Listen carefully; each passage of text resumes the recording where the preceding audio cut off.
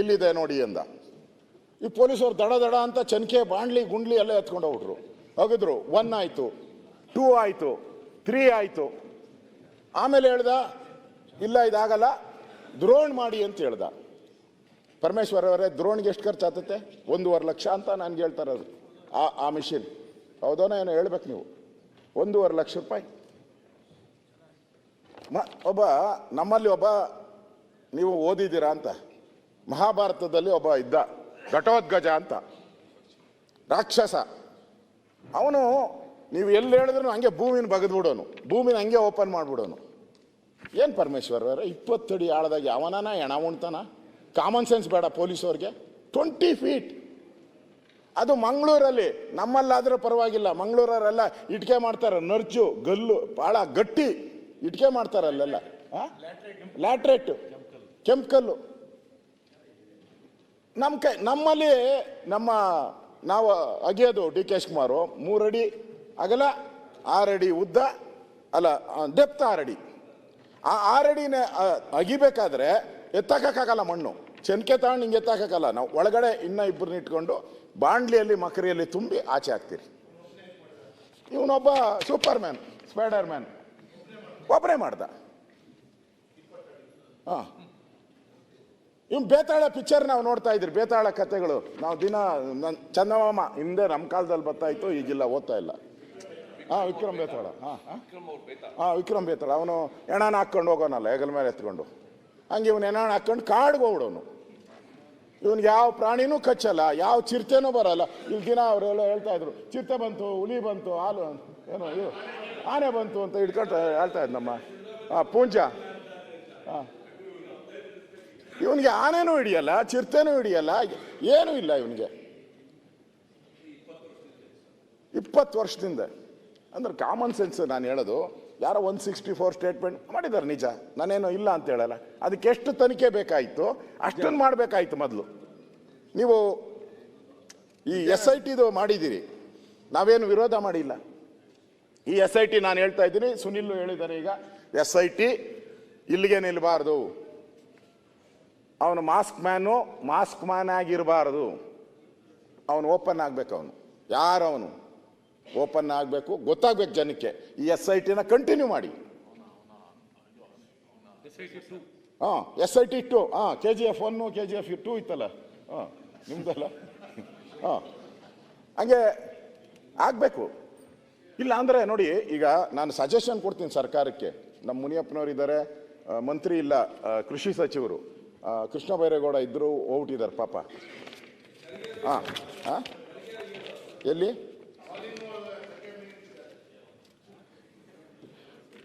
ಈ ಎಲ್ಲ ಅಗದಿದ್ದೀರಲ್ಲ, ಈ ಅಗದಿರೋದನ್ನೆಲ್ಲ ಕೃಷಿ ಹೊಂಡ ಮಾಡಿಬಿಡಿ. ಹೆಂಗೂ ಅಗದಿದ್ದೀರಲ್ಲ, ಲಕ್ಷಾಂತರ ದುಡ್ಡು, ಪ್ರಾಣಿಗಳು ಪಕ್ಷಿಗಳೆಲ್ಲ ಬಂದು ನೀರನ್ನ ಕುಡಿತತೆ. ಅಗದು ಯಾಕೆ ಮುಚ್ಚುತ್ತೀರ ಅದನ್ನ? ರಾಶಿ ದಿನ ನಾವು ಬೆಳಗ್ಗೆ ಎದ್ರೆ ಬೇರೆ ಈ ಅಧಿವೇಶನದ್ದು ಏನು ಬರಲ್ಲ, ಅಧಿವೇಶನದ ನ್ಯೂಸೇ ಇಲ್ಲ. ದಿನ ಅವ್ನು ಬೆಳಗ್ಗೆ ಚೆನ್ಕೆ ಎತ್ಕೊಂಡ್ರು, ಗುದ್ಲಿ ಎತ್ಕೊಂಡ್ರು, ಹೋದ್ರು. ಇಷ್ಟೇ ಬೆಳಗ್ಗೆಯಿಂದ ಸಾಯಂಕಾಲದವ್ರು ಅಗದ್ರು ನೋಡಿ. ಇನ್ನೇನು ಕೆಲವೇ ಕ್ಷಣ ನಿಮಿಷಗಳು ಅಂತ ಬರ್ತದೆ. ನಿಮಿಷ ಆಯಿತು, ಸಾಯಂಕಾಲ ಆಯಿತು, ಸಾಯಂಕಾಲ ಖಾಲಿ ಚೆನ್ಕೆ ಖಾಲಿ ಬಾಂಡ್ಲಿ ಎತ್ಕೊಂಡು ಮನೆಗೆ ಹೋದ್ರು. ಒಂದು ಸರ್ಕಾರ ರೀ, ಇದು ಇಸ್ ಅ ಗೌರ್ಮೆಂಟ್. ಪೊಲೀಸ್ ಇಲಾಖೆ, IPS ಆಫೀಸರ್ಸ್, ಕಾಮನ್ ಸೆನ್ಸ್ ಬೇಕಲ್ಲ. ಫಸ್ಟ್ ಅವನು ಯಾರು ಅಂತ ಅವನ್ನ ಐಡೆಂಟಿಫೈ, ಈಗ ಕಂಪ್ಲೇಂಟ್ ಯಾರು ಕೊಡ್ತಾನಲ್ಲ ಅವನು ಯಾರು ಅಂತ ಐಡೆಂಟಿಫೈ ಮಾಡ್ಬೇಕಾಯ್ತಲ್ಲ ಇವರು. ಅವನ ಹಿನ್ನೆಲೆ ಏನು, ಅವನು ಕಳ್ಳನ ಸುಳ್ಳನ ಏನು ಅಂತ ಗೊತ್ತಾಗಬೇಕಲ್ಲ ನಿಮಗೆ. ಅವನ ಹಿಂದೆ ಎಲ್ಲೋ ಕಳ್ತನ ಮಾಡ್ತಾ ಇದ್ನ, ಏನೂ ನೋಡಿಲ್ಲ, ಕರ್ಕೊಂಡ್ರು ಹೊರಟ್ರು. ಅವನಿಗೆ ಇವತ್ತು ಲಕ್ಷಾಂತರ ರೂಪಾಯಿ ದುಡ್ಡು ಖರ್ಚು ಮಾಡ್ತಾ ಇದ್ದೀರ ಅವನಿಗೆ. ಇದು ನನಗನ್ಸ್ತೈತೆ, ಇದು ಸುನಿಲ್ ಈಗಾಗಲೇ ಹೇಳಿದ್ದಾರೆ, ನಮಗೆ ಸೌಜನ್ಯ ಕೊಲೆ ಆಗಿದೆಲ್ಲ ಇನ್ನಷ್ಟು ತನಿಖೆ ಮಾಡಿ, ಏನೇನು ಸಾಧ್ಯನೋ ಈ ಪ್ರಪಂಚದಲ್ಲಿ ಅಷ್ಟೆಲ್ಲ ತನಿಖೆ ಮಾಡಿ ನ್ಯಾಯ ಕೊಡಿಸಿ ನಾವು ಅವ್ರ ಪರವಾಗಿದ್ದೀವಿ. ಏನಪ್ಪ Poonja, we are with you, ನಾವಿದ್ದೀರಿ. ಆದರೆ ಆ ಹೆಸರಲ್ಲಿ ಧರ್ಮಸ್ಥಳ ದೇವರನ್ನ, ಮಂಜುನಾಥ ಏನು ತಪ್ಪು ಮಾಡಿದ್ದ? ಪ್ರತಿ ಸಾರಿ ಮಂಜುನಾಥ. ನಾನು ಪರಮೇಶ್ವರ್ ಅವ್ರಿಗೆ ಹೇಳ್ತೀನಿ, ನೀವು ತಿರುಪತಿಗೆ ಹೋಗಿ ಬಂದಿದ್ದೀರಲ್ಲ ಮೊನ್ನೆ, ಹುಟ್ಟಿದಬ್ಬಕ್ಕೆ ಏನೋ ತಿರುಪ್ತಿಗೆ ಹೋದ್ರಿ ಅಂತ ನಾನು ನೋಡಿದ್ದೆ. ಹೋಗಿದ್ದೀರಾ? ತಿರುಪ್ತಿಗೆ ಹೋಗಿದ್ದೀರಾ? ಅಲ್ಲೊಬ್ಬ ಯಾವನೋ ಇದ್ದ ಮುಖ್ಯಮಂತ್ರಿ, ಏನು ಹೆಸರು ಹೇಳೋದು ಬೇಡ, ಏಡುಕೊಂಡಲ್ಲ ಅಲ್ಲ ಅಂದ. ನಾವೆಲ್ಲ ಏಡುಕೊಂಡಲ್ಲ ವೆಂಕಟರಮಣ ಕೂಗ್ಕೊಂಡು ಹೋಗ್ತಾ, ನಾವು ಕೂಗಲ್ಲ, ಸುಮ್ಮನೆ ಸೈಲೆಂಟ್ ಹೋಗ್ತೀರಾ, ಕ್ಯೂ ನಿಂತಾಗ ಜ್ಞಾಪಕ ಇರಬೇಕು. ಆಟೋಮೆಟಿಕ್ ನಾವು ಕೂಗಕ್ಕೆ ಶುರು ಮಾಡ್ತೀರಿ, ಏಡುಕೊಂಡಲ್ಲ ವೆಂಕಟರಮಣ ವೆಂಕಟರಮಣ. ಆ CM ಯಾರು ಹೇಳ್ದ, 7 ಹಾಕ್ರಿ 6 ಇರೋದು, ಒಂದು ಬರೆದ್ಬಿಡ್ರಿ ಬೇರೆಯವ್ರಿಗೆ ಅಂದ. ಆಮೇಲೆ ಒಂದು ವಾರಕ್ಕೆ ಹೊರಟೋದ ಅವ್ನು, ಬಿಡು, ಯಾವುದೋ ಬೆಟ್ಟಕ್ಕೆ ಗುದ್ದಿ ಹೊರಟೋಯ್ತು, ಅದು ಬೇರೆ. ನೀವು ತಿರುಪ್ತಿನ ಮುಣಗ್ಸಾಕ್ ಹೊರಟ್ರಿ. ಇಲ್ಲಿ ಅದಾದಮೇಲೆ ನೀವು ಶಬರಿಮಲೆಗೆ ಬಂದ್ರಿ. ಇಲ್ಲಿ ಶನಿ ಏನದು ಶನಿ ಸಿಂಗಾಪುರಕ್ಕೆ ಬಂದ್ರಿ. ನಾನು ಹೇಳ್ತಾ ಇರೋದು ಈ ಗ್ಯಾಂಗ್ ಇದೆಯಲ್ಲ, ಈ ಸಾಮಾನ್ಯದ ಗ್ಯಾಂಗ್ ಅಲ್ಲ. ಶನಿ ಸಿಂಗಾಪುರಕ್ಕೆ ಹೋಗಿದ್ರಿ, ಅದನ್ನು ಹಾಳು ಮಾಡಿದ್ರಿ. ಆಮೇಲೆ ಇದು ಏನೋ ನಮ್ಮ ಕೇರಳ ಶಬರಿಮಲೆಗೆ ಬಂದ್ರಿ. ಆ ಅಮ್ಮನ ಯಾರೋ ಹೆಣ್ಮಗಳನ್ನ ಹಿಡ್ಕೊಂಡು ದೇವಸ್ಥಾನಕ್ಕೆ ನುಗ್ರಿ ಅಂತ ಹೇಳ್ತೀನಿ. ನೋಡಿ ಎಲ್ಲ ದೇವಸ್ಥಾನಕ್ಕೂ ಅವ್ರದ್ದೇ ಒಂದು ಪಾವಿತ್ರ ಇರ್ತದೆ. ಈಗ ಇದಿದೆ, ಮಸೀದಿ ಇದೆ, ನಾನು ಹೋಗಿದ್ದೀನಿ ಮಸೀದಿ. ಹೆಣ್ಮಕ್ಳು ಹೋಗ್ತಾರಲ್ಲಿ? ಇಲ್ಲ, ಅವ್ರದ್ದು ರೂಲ್, ಅದು ಅವ್ರ ಧರ್ಮದ್ದು.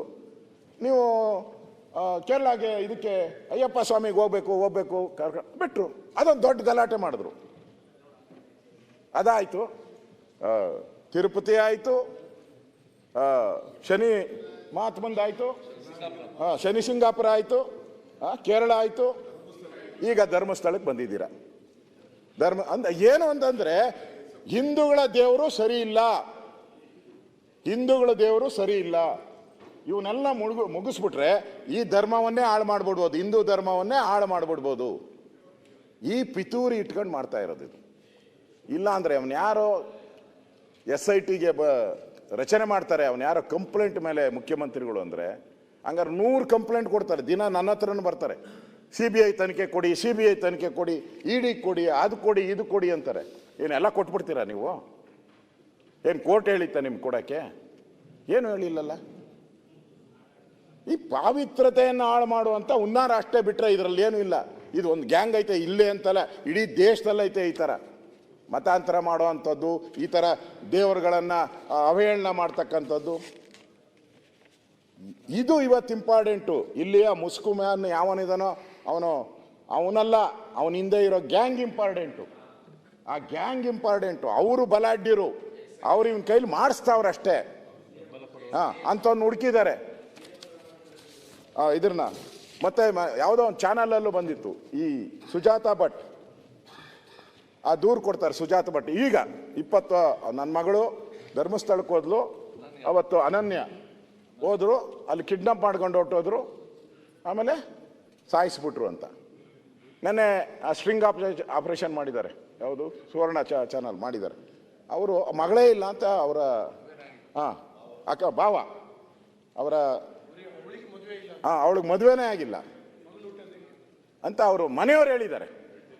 ಮತ್ತೆ ಆ ಕಾಲೇಜಲ್ಲಿ MBBS ಅಂತ, MBBS ಅಲ್ಲಿ ಹೋದ್ರೆ ಆ ಕಾಲೇಜಲ್ಲಿ ಹೆಸರೇ ಇಲ್ಲ MBBS.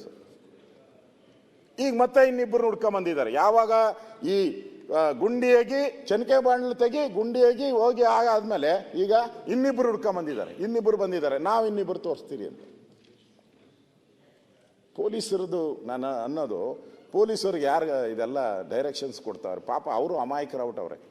ನಾನು ನೋಡಿದೆ ಪೊಲೀಸವ್ರನ್ನ, ಪೊಲೀಸವ್ರು ಹೇಳಿದ್ದು ನನಗೆ, ಸಾರ್ ಇವನ ಬಗ್ಗೆ ನಾವೇನಾನ ರೋಪ್ ಹಾಕ್ಬಿಟ್ರೆ ಮಾರನೇ ದಿನ ನನಗೆ ಫೋನ್ಗಳು ಬರ್ತಾವೆ ಸರ್ ಅಂತ ಪೊಲೀಸವ್ರು ಹೇಳಿದ್ದು.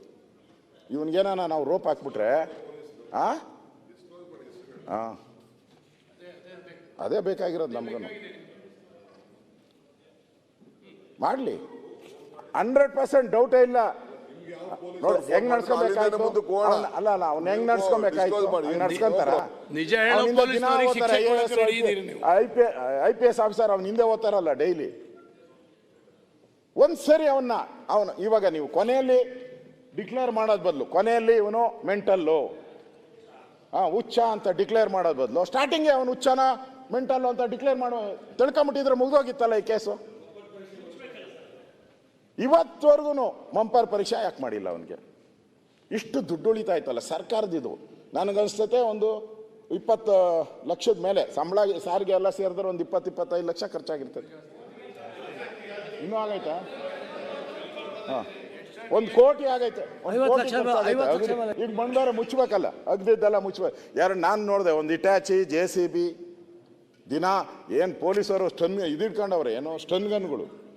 ನಮ್ಗೆ ಇಷ್ಟು ಪಿಸ್ತೂಲ್ ಕೊಡು ಅಂದರೆ ನಮ್ಮ DG ಕೊಡಬೇಕಾ ಸರ್, ಅದು ವೆಪನ್ ಸರ್, ಗೊತ್ತಾಗಲ್ಲ, ಯಾವನ ಕೈಗೋ ಕೊಡೋಕ್ಕಾಗಲ್ಲ ಅಂತ 100 ಹೇಳ್ತಾರೆ ನಮ್ಗೆ ಯಾರನ್ನ ಕೊಡ್ಬೇಕಂದ್ರೆ.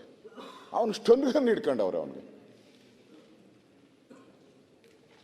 ಇಲ್ಲಿ ಸರ್ಕಾರದ ಫೇಲೂರು ಪಕ್ಕಾ. ಸರ್ಕಾರ ಇದನ್ನು ಒಂದು ರೀತಿ ಪ್ರಾಯೋಜಿತ ಅಂತಲೇ ನಾನು ಹೇಳಬೇಕು. ಇಲ್ಲ ಅಂದರೆ ಹಿಂಗೆ ನಡೀತಾನೆ ಇರಲಿಲ್ಲ. ಅವ್ನು ಯಾವನಿಗೋ ಇಷ್ಟೊಂದು ಬಿಲ್ಡಪ್, ಒಂದು ಸ್ಯಾಟ್ಲೈಟ್ ಹೋಗೋಕ್ಕೂ ಇಷ್ಟು ಬಿಲ್ಡಪ್ ಕೊಟ್ಟಿಲ್ಲ, ಅಷ್ಟು ಮಾಧ್ಯಮದಲ್ಲಿ ಬಂದ್ಬಿಟ್ಟಿದೆ. ಅಷ್ಟು ದಿನನಿತ್ಯ ಏನು ಅಸೆಂಬ್ಲಿಯಲ್ಲಿ ನಡೆಯೋದು ಏನೂ ಗೊತ್ತಾಗೋದೇ ಇಲ್ಲ. ಆ ರೀತಿ ಆಗಿರೋವಂಥದ್ದನ್ನು ನಾವು ನೋಡ್ತಾ ಇದ್ದೀರಿ. ಅದಕ್ಕೋಸ್ಕರ ನಾನು ಸರ್ಕಾರಕ್ಕೆ ವಿನಂತಿ ಮಾಡ್ತೀನಿ, ಆಗ್ರಹ ಮಾಡ್ತೀನಿ, ನೀವು ಈ ಮುಸ್ಕು ಮ್ಯಾನ್ ಯಾರು ಅನ್ನೋದನ್ನ ಫಸ್ಟು ಹೇಳಬೇಕು. ಮಾಸ್ಕ್ ಮ್ಯಾನ್ ಮತ್ತು ಅವನಿಗೆ ಯಾಕೆ ಇಷ್ಟೆಲ್ಲ ಅವನಿಗೆ ಹುಚ್ಚನ ಇವತ್ತೇ ಹೇಳ್ಬಿಡಿ ನೀವು. ಆಮೇಲೆ ರಿಪೋರ್ಟ್ ಸೋಮವಾರ ನನಗೆ ಗೊತ್ತು, ಅವಾಗೆ ಮಹಂತಿ ಎಲ್ಲ ಬಂದು ನಿಮ್ಮನ್ನು ಭೇಟಿ ಮಾಡೋಗಿದ್ದಾರೆ.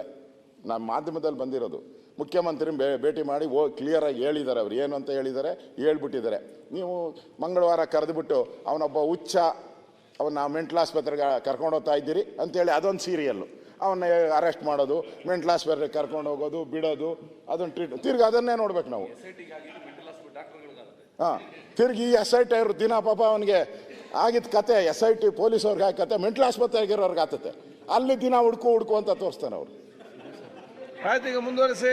ಅದರಿಂದ ಇದು ಆಗೋದು ಬೇಡ. ಇದು ಭಾಳ ಸೀರಿಯಸ್ ಪ್ರಶ್ನೆ, ಒಂದು ಧರ್ಮದ ಪ್ರಶ್ನೆ. ಧರ್ಮದ ವಿಚಾರವಾಗಿ ಇಷ್ಟೆಲ್ಲ ನಡೀತಾ ಇದೆ, ಇದು ನಡಿಬಾರ್ದು. ಬೇರೆ ಸಂದರ್ಭದಲ್ಲಿ ಆಗಿದ್ರೆ ಹಿಂಗೆ ಮಾಡ್ತಾ ಇರಲಿಲ್ಲ. ಅದಕ್ಕೋಸ್ಕರ ಇಲ್ಲಿ ಯಾರೇ ಅಪರಾಧಿ ಇರಲಿ, ಏನೋ ಆಗಿದ್ರೆ, ಕೊಲೆ ಆಗಿದ್ರೆ, ಮರ್ಡರ್ ಆಗಿದ್ರೆ ಯಾರೂ ತಪ್ಪಿಸೋಕ್ಕಾಗಲ್ಲ. ನಾನು ನೋಡಿದ್ದೀನಿ, ಕೆಲವು ಮುಖ್ಯಮಂತ್ರಿಗಳೇ ಜೈಲಿಗೆ ಹೋಗಿದ್ದಾರೆ. ನಾನು ಕೇರಳದಲ್ಲಿ ನೋಡಿದ್ದೀನಿ, ಒಬ್ಬ DG ಜೈಲಿಗೆ ಹೋಗಿದ್ದಾರೆ ಮರ್ಡರ್ ಕೇಸ್. ನಮ್ಮ ದೇಶದ ಕಾನೂನು ಇದೆಯಲ್ಲ, ಬೇರೆ ಎಲ್ಲ ಬಿಟ್ಟರು ಮರ್ಡರ್ ಕೇಸನ್ನು ಬಿಡಲ್ಲ ನಮ್ಮಲ್ಲಿ, ನಮ್ಮ ಪೊಲೀಸವ್ರು ಬಿಡಲ್ಲ. ಆ ಊಣಿ ಇರೋದು, ತಗೊಂಡೋಗಿರೋದು, ಆ 100 ಹೆಣ ನೋಡಿದ್ದೀನಿ. ಅವೆಲ್ಲ ಸಾಧ್ಯನೇ ಇಲ್ಲ ರೀ. ಆ ಸಿನಿಮಾದಲ್ಲೂ ಬರಲ್ಲ, ಅಷ್ಟು ಸಿನಿಮಾದಲ್ಲೂ ಹಂಗಿಲ್ಲ, ಸಾಧ್ಯನೇ ಇಲ್ಲ. ನೀವು ನೋಡಿದಿರ, ಒಂದೇನಾದ್ರು ಸಣ್ಣ ಇನ್ಸಿಡೆಂಟ್ ಕೊಲೆ ಆದರೆ ಎಷ್ಟು ಫಾರ್ಮಾಲಿಟೀಸ್ ಇದೆ ಗೊತ್ತಾ? ಯಾರು ಫೋನ್ ಮಾಡಿದ್ರು ಬಿಡಲ್ಲ ನಮ್ಮ ಪೊಲೀಸರು ಆ ವಿಚಾರದಲ್ಲಿ. ಈ 100 ಜನನೇ ಎತ್ಕೊಂಡೋಗಿ ಒಬ್ಬನೇ ಬೇತಾಳರ ರೀತಿ ಹೋಗಿ ಊಣಿ ಎತ್ಕೊಂಬಂದು ಬಿಟ್ಟಿದ್ದೀನಿ ಅಂತ ಹೇಳಿದ್ರೆ, ನಮ್ಮ ಕಾಮನ್ ಸೆನ್ಸ್ ಇದೆ, ಸರ್ಕಾರದ ಕಾಮನ್ ಸೆನ್ಸ್ ಇರಬೇಕು. ಅದಕ್ಕೆ ಇಲ್ಲಿ ಕಾಮನ್ ಸೆನ್ಸೇ ಸರ್ಕಾರ ಉಪಯೋಗ ಮಾಡಿದೆ. ಅದಕ್ಕೆ ನಾ ಹೇಳ್ತೀನಿ, ಈ SITನ ರದ್ದು ಮಾಡಬಾರ್ದು, ಕಂಟಿನ್ಯೂ ಆಗಬೇಕು.